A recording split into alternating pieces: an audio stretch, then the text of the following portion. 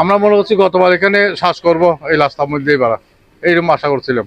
এখানে অনেক বৃষ্টির মধ্যে অনেক পানি হয়, মানুষ হাঁটাচলা করতে পারতেছে না, কোমর উপরে পানি হয়।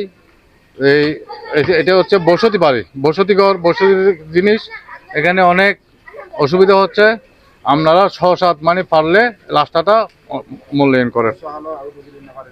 বর্ষাকাল আমরা হাঁটতে পারি না, এখনো মাল আনতে পারে না, মানুষজন চলতে পারে না, এখানে একটা লুকি নিতে পারে না।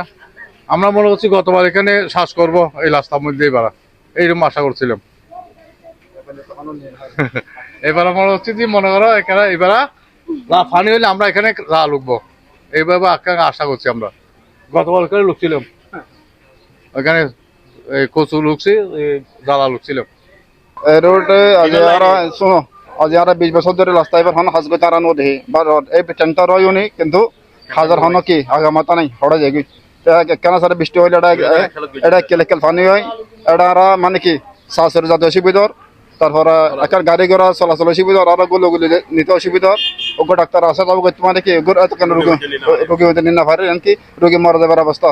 বর্ষাকালে আমাদের মানে কি এই ধরনের সমস্যা নয়, বুঝছেন না? তুমি কিছু হওয়া গেল। আসসালামু আলাইকুম রহমতুল্লাহ বারকাতুহ। লু টিবেত পরিস্থিতি খারাপ ভাই। তো এখন আরব বরিশাল এলাকাবাসী ব্যাগুনে মাপসাপ লগিয়ে আজ যদি মানে কি আজ 2002 সালে আর হনা হামনুমাই এদুর কথা মানে আর চলতে বহুত কষ্ট হওয়ার বেশি চলাফেরা অসুবিধার লোক নিতে অসুবিধার বর্ষা হলে মানে গাড়ি ঘোড়া চলি না পারে। আসসালামু আলাইকুম রহমতুল্লাহ।